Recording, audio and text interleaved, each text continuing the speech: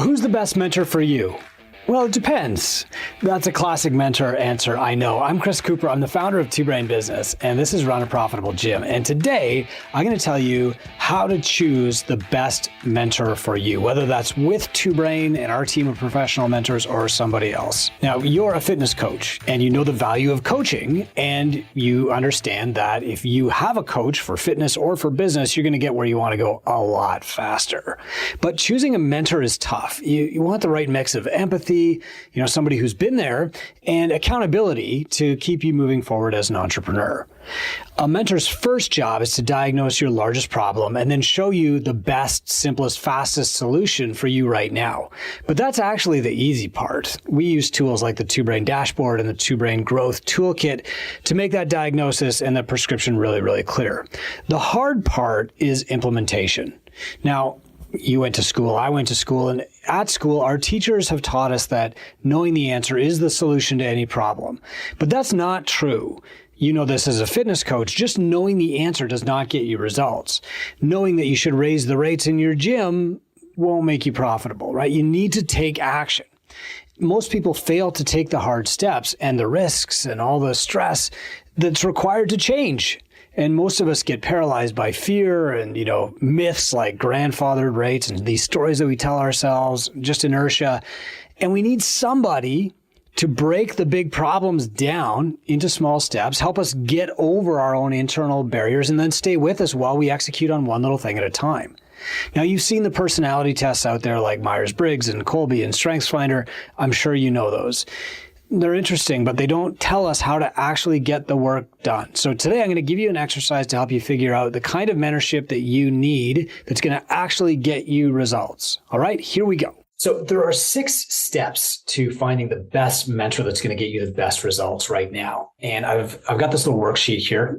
You can download it through the link below, but if you want to just draw this on a piece of paper, you can do that too. Just pull out your pencil, draw, 2 vertical lines, 2 horizontal lines, and that's going to create 3 columns. And at the top of one, you're going to write wins. At the top of the second column, you write coach. And at the top of the third column, you write lever. And what we're going to actually do now is work through this together. So the first step is I want you to think back to a time in your life when you were proud of yourself. What was the thing that you had just accomplished?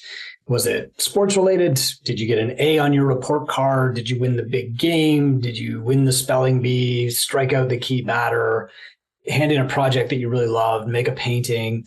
Or was it something, that you accomplished outside of school? Was it something that you did in sports, of course? Or was it something you built a treehouse with your mom and dad, whatever? You earned admission to college. You completed a piece of art. You did a big project. You set up a window display, your first retail job. What was it that you were proud of? Okay. Maybe it was fitness based even. Did you hit a PR on something? Did you do your first competition? Did it happen in the military? Did it happen at home? Did it happen at work? Did you achieve sobriety? Were you accepted into your church? List these things in the first column under wins. Now, if you thought of more than one instance in your life when you were really proud of something you accomplished, great. And if you can only think of one time right now, that's fairly normal. That's okay. So what you're going to do is write that down in the wins column. Okay. So let's say that, I won the state championship. So for us, that might be hockey or something else. Maybe I'm going to put down, college acceptance. That just happened with my son yesterday. And so I saw how proud he was to tell us about it. I'm going to write that down. It's a great example. And I'm also going to write down a senior thesis. I can remember back to being in college and turning in something that I was really proud of. Okay. But I want you to use your own examples here. So, go ahead and write down 3 things, 5 things that you can remember back in your life when you thought like, hey, I'm proud because I accomplished this one thing. Okay. Now, while you're thinking about that accomplishment that made you really proud, I want you to answer a couple of other questions. Who was your primary coach? Okay. Who was the person that helped you get there, that told you what to do? But also, who was your model? Who were you trying to emulate? Who were you trying to be like back then? Who was the first person you called up and told about your victory? Who were you proud to share the victory with? Who was the person maybe you were trying to impress with the victory, right? Now, there could be more than one person, but I know that in every single win that you've had that you were especially proud of in your life, there was a coach or a teacher or a mentor or a model that you copied and you wanted to follow. So I want you to think about the names under that second heading, which is coach. So, maybe you won the state championship under, Coach McGrath. Okay. You don't have to think about what made Coach McGrath so amazing right now. You just have to think about like who was the mentor or the coach to you at that point.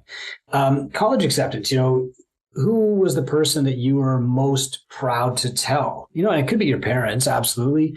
I'm going to write down Ms. LaRue, a guidance counselor. Okay. And that senior thesis project, well, Dr. Wingate really helped me out with that. I didn't want to do it at all. And he kind of coached me to break it down. Okay. Whatever that is, I want you to write down who your primary coach was, like who you were trying to impress or who you were happy was impressed when the end result came. Okay. The next thing that I want you to do is look at the list of names in that second column, right? So these are the people who have mentored or coached you to successful action in the past. Maybe they didn't have the name coach, or they didn't have the title of mentor. Maybe you paid them, maybe you didn't, maybe they were paid by somebody else, whatever.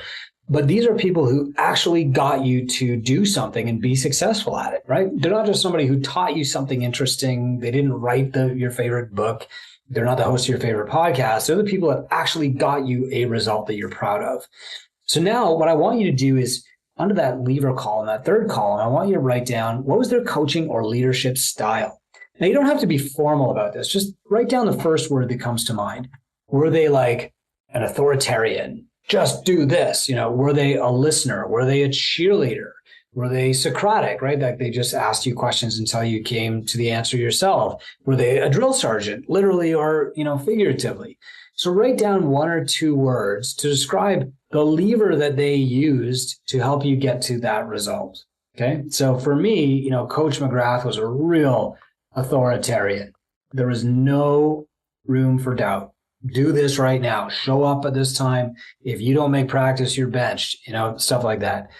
The college acceptance, though, she was more of a questioner, almost like a therapist. You get this high school kid. He doesn't know what he wants to do. Both of his parents are teachers. His grandparents are farmers. What do you want to do? Uncles work at the steel mill. Just continually asking questions until it came to me what I thought I wanted to do. And then, Dr. Wingate was more of a scientist. But I'm also going to add questioner there too, because he was a great teacher and he led you to the answer by asking you better and better questions. Okay, but whatever that is, I want you to write that down for yourself. And it doesn't have to be my terms. You don't have to think about like Socratic dialogue or anything like that. Just put the first word that comes to your mind. Now, what I want you to do is go down this list of names and look for commonalities. Which names and levers appear more than once? Now, you've probably been guided in your life by different types of people, and different things worked at different times. When you were in the 5th grade, every teacher was an authoritarian, and, maybe that helped. But maybe there was one really kind teacher that kind of took you under their wing. When I'm thinking back to Coach McGrath, what's funny is that while we won the state championship, it was actually one of the assistant coaches on the bench, the trainers, that I bonded most closely with. His name was Mark. And I can remember, as a little kid, I was brand new to hockey. The other kids were a few years ahead of me. And I kept like going offside. And, we'd be bringing the puck down the ice and the ref would blow the whistle. Chris, you're offside again. And it happened like 3 times in a row. And my teammates were getting pissed. And the head coach was like, what are you doing? Get on the bench. And it was actually Mark that came over to me. And he's like, Chris, do you know what offsides is? And I said, no. So I was getting upset and frustrated and paralyzed because I didn't know what I was doing wrong. And he pulled out like a dime and a nickel out of his pocket. And he's like, okay, you are the nickel. The dime is the puck. When the dime goes across the blue line first, you're good. When you go across the blue line and then the puck comes across the blue line after you, that's offside and the ref blows the whistle. Oh, got it. Okay. So what I'm actually going to do here is I'm going to change. I'm going to cross off, the longer I think about this, it wasn't really Coach McGrath. He got us to the championship, but it was Coach Mark that helped me do the thing that made me proud, that got us to the championship. And his lever was explainer. Okay. He didn't explain by handing me a rule book or reading me a rule book. He explained it to me by taking 2 dimes or a dime and a nickel out of his pocket and saying, here's how this works. All right. So he's a good explainer, meaning that he was good at breaking things down into language that I understood and telling me point by point. Okay. So that was his lever. So I changed that. The next thing that I want you to do though is like identify what these levers are in common. Okay. Or like, do you have the same coach or the same mentor in 3 different places maybe? And I want you to circle the things that these people had in common, because this is going to tell you a lot about yourself, like what you respond to. A lot of us think we need this drill sergeant mentor, right? And, maybe that works for a little while, but long term, you want to find people who do things the way that have always worked for you. So for me, like questioner, oh boy, that's a good one. That's something that people have had in common when they're coaching me in the past. And another one is like somebody who's scientific. Okay, that's good because, I want to be able to take them seriously. I want to know that they know what they're talking about. They're not just guessing or making things up. But another great one for me is explainer, like somebody who knows the topic so well that they can answer my questions, but also break it down into tiny little steps. They're not just reading me the rule book. They're not just, repeating something they heard on a podcast. They've done it, and they've done it well enough that they can break it into tiny steps for me. So, that's what works for me. That's what I look for in a mentor. Now, what we need to do next is we found the common levers. We need to find the expert, okay? Find the mentor. So you have to start off with asking yourself, what do I want to achieve next year? Okay. And then dig deeper. Why do I want to achieve that thing? Well, I want to, get my gym to $300,000. Okay. Why? Well, because I want to be able to take home at least $70,000 myself. Why? Well, because if I make $70K a year, I'll feel like I'm contributing to the family and we're not just living off my wife's income. I'm really sharing a personal story myself here now. Why? Well, honestly, I feel a little guilty that she's bearing all the burden. And while I have no problem with, her being the primary breadwinner, I know that she kind of hates her job. And I feel a little bit guilty because I love my job, but I'm only making a third of what she makes. This really happened, right? This is like 1999 for me. Okay. So that's why I want to make $70K a year. And for me to take home $70K a year, the gym needs to make $300. Okay, great. And you might say something like, I need 300 gym members next year. Why? So that the gym makes money. Why? Et cetera. And you just go down that trail, but you got to get to your root motivation here. So now you want to say, okay, well, who has actually achieved this specific thing? Okay. You want to identify some people who have achieved your specific goal, not necessarily the people who have done it the way that you think it should be done. So for example, you don't just want to say, I need 300 members. I'm going to find somebody that has 300 members at their gym. You need to go through the exercise of actually asking yourself why. Then you can say, oh, I need to find somebody who has made $70K a year take home from their gym because they, wanted to be or carry more of the financial load at home or something like that, right? This is a really important point because in the fitness industry, we often chase after the tactical experts instead of the people who are truly successful. We think like, 300 members is a way to make money. I've solved it. So we pay the marketing agency or whatever to help us get to 300 members, but we miss our actual goal. And we need to talk to the person who will make us successful at the real goal, the goal that you might have to dig a bit to get to. And, what happens a lot in the fitness industry is it results in people who aren't actually successful at anything, making money as experts by selling their advice by helping you chase the wrong goal. Okay. So here's a great example. Unsuccessful gym owners selling marketing secrets or like doing business coaching, right? Maybe they're good at marketing themselves, whatever, but their gym still failed. So you want to list 2 or 3 people in your industry who have achieved your actual goal. Now, hey, a great place to start is on this Run a Profitable Gym podcast. Listen to the guests. Have they achieved what you want to achieve? Listen to their lifestyle right now. Reach out to them on Facebook. Hey, what's your lifestyle like? Ask them questions. Go in gymownersunited.com. These are 10,000 of the best gym owners in the world. There's other Facebook groups too. We filter gymownersunited.com for personality, basically. We want humble, helpful people in there because when I started looking for a mentor in the gym space, I couldn't find any of those people. Every like expert or business coach in the gym space was kind of a jerk, like really pushy with sales. And I didn't want to be successful like that. And so I want to surround myself with people who are successful, but who are also humble and helpful. And so you can reach out to those people in gymownersunited.com if those are the kind of people that you want to work with. Okay. Now, the next step is to call the expert. The only way to find out if the expert can get you results is to call them. So the next key here when you're looking for a mentor is you don't just want somebody who's been successful themselves. Okay. Like that's necessary, but insufficient to be a good mentor. You know, it's like seeing a fit dude on the beach who really can't help other people get fit. He can help really fit people get fitter, but he can't help somebody who's a beginner start to get fit. It's the same with a lot of mentors. And so you have to find out, like, can this mentor actually help me get where I want to go instead of just like telling me what they're doing. Okay.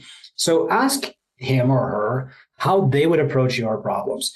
Ask how they have overcome your specific challenges, right? Which is a deal breaker a lot of the time. Does that person possess the levers, all of these things that are necessary to actually guide you to getting your best result, right?